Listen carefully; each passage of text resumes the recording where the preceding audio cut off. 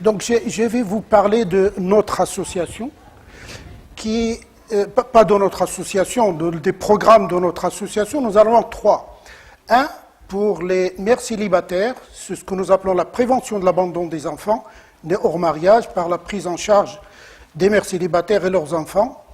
Un deuxième, qui est la lutte pour l'éradication du travail des petites bonnes. Et un troisième, qui est la sensibilisation, le plaidoyer pour le développement des droits des femmes et des enfants, et tout cela se tient. Alors pourquoi les petites bonnes? Parce que nous avons constaté deux choses.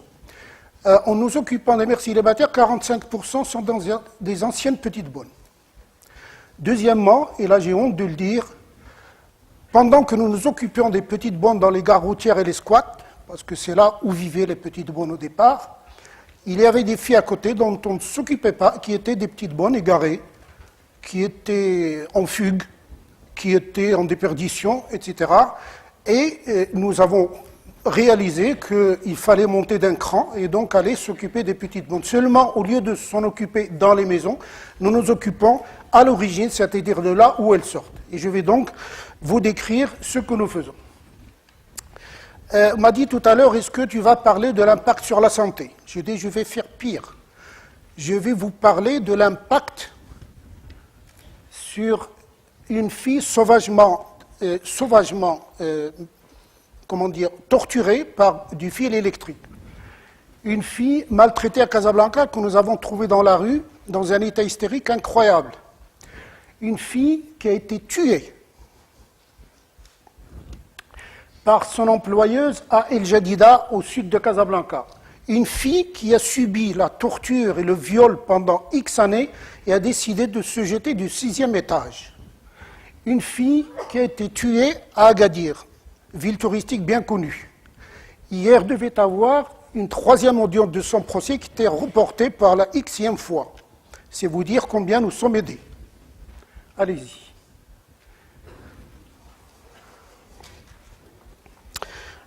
Je ne veux pas faire dans le sensationnel, mais c'est la réalité. Voilà à côté ce que donne une fille, voilà notre travail.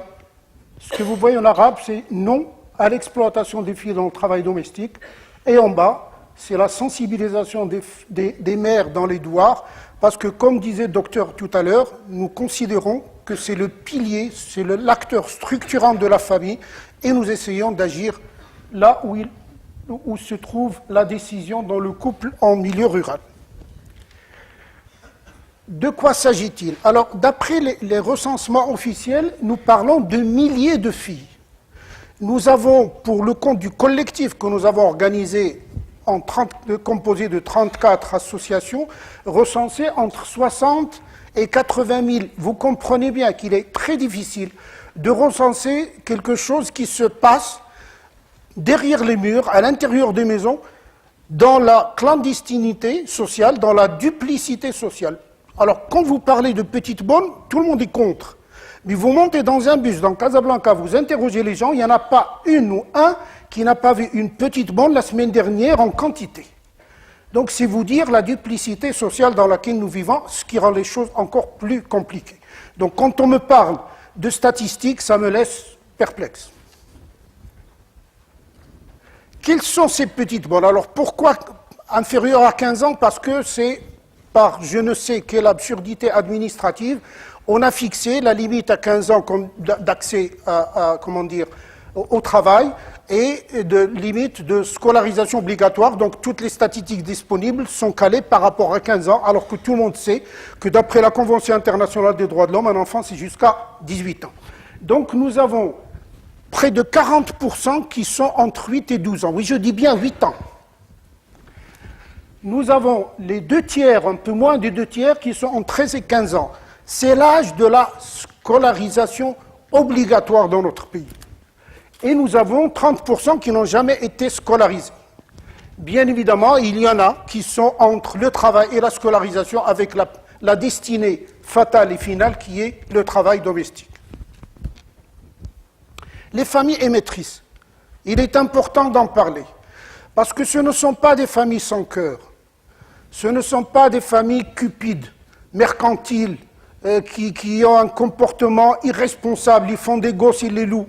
Non, ce sont des familles qui sont contraintes par la réalité socio-économique du pays et qui les emmènent effectivement à trouver une issue à leur réalité en passant par l'allocation des filles.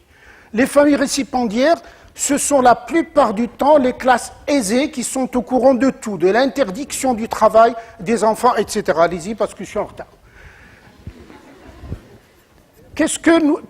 Pourquoi j'ai accepté le titre d'esclavage, qui peut paraître excessif?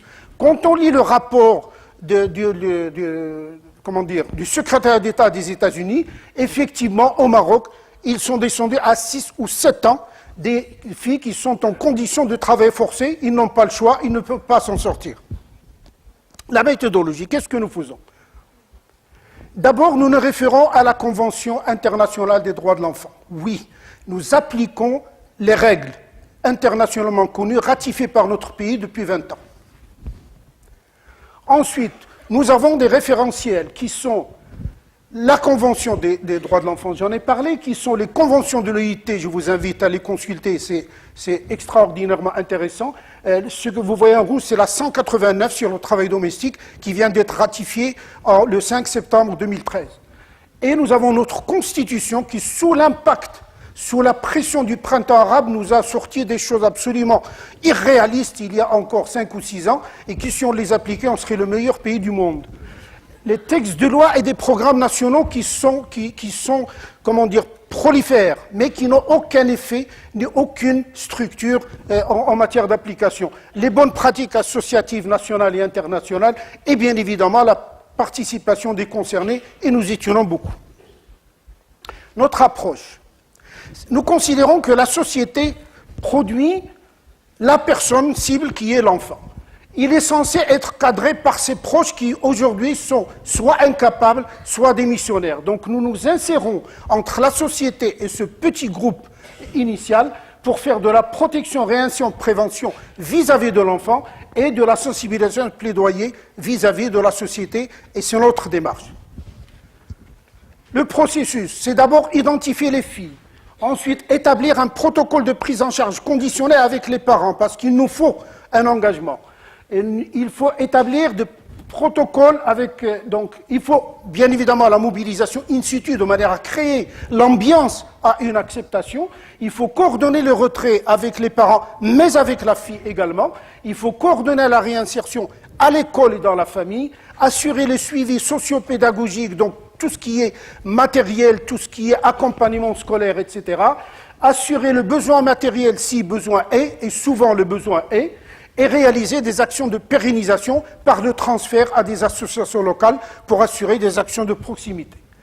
Nous commençons bien évidemment par un diagnostic préalable qui part d'un travail documentaire jusqu'à un travail sur le terrain. Allez-y. Nous essayons de travailler avec un certain nombre de critères qui sont principalement le taux de scolarisation, parce qu'il y a une corrélation directe entre la problématique et le taux de scolarisation.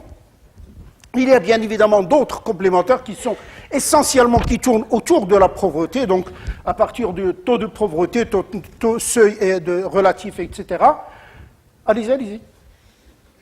Et nous essayons de faire un travail institutionnel sur le terrain pour impliquer préalablement les institutionnels, donc c'est la responsabilité, pour ensuite sélectionner les endroits dans lesquels nous allons intervenir. Allez-y. Et bien entendu, de réunion en réunion, de travail en travail sur le terrain, nous arrivons à identifier le cas des filles en travail domestique. Et, allez-y, passez ça aussi. Voilà. Le recruteur, bien évidemment, et je tenais absolument à vous le montrer, ce sont à la fois des cadres de la province, ceux-là même qui sont censés appliquer la loi. Ce sont des fonctionnaires de l'éducation nationale, ceux-là qui devraient normalement nous aider à la réinsertion scolaire. Et ce sont des exploitants agricoles qui travaillent sur les deux tableaux, entre la maison et le champ. Allez-y. Nos réussites. Nous avons inséré 350 filles, 4 universitaires. 33 filles aujourd'hui entre collège et lycée. 19 communes sur 37, 5 sur lesquelles nous avons travaillé dans la région de Marrakech ne louent plus leurs filles. Vous risquez de vous faire descendre si vous allez parler de ça. Travail domestique devient un débat national. Récemment, même si je dépasse le temps, tant pis, je vous raconte ça, c'est bien. Je vous assure, on a sorti une loi sur le travail domestique qui était en attente pour compléter le Code du travail.